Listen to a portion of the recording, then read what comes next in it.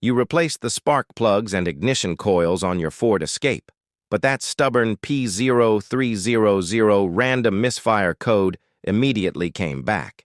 The most common hidden cause for a persistent P0300 on an Escape after a full tune-up is a severe vacuum leak, usually stemming from a cracked PCV hose or a stuck-open EVAP purge valve.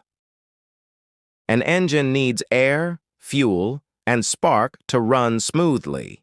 Since you already handled the spark with your tune-up, the computer is struggling to balance the air-to-fuel ratio.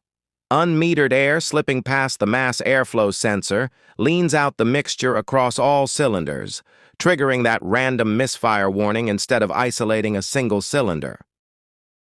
To track down a vacuum leak, inspect the PCV hose running from the valve cover to the intake manifold.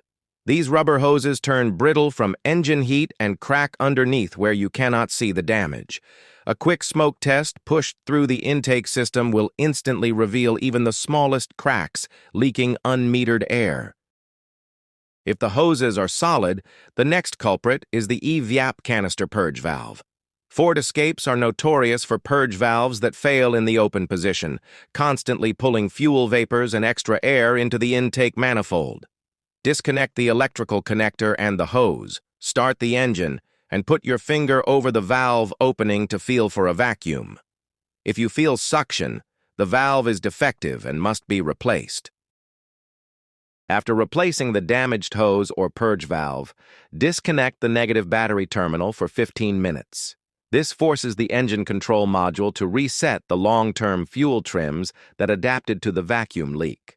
Reconnect the battery, start the vehicle, and let it idle up to operating temperature so it can relearn the correct air and fuel mixtures.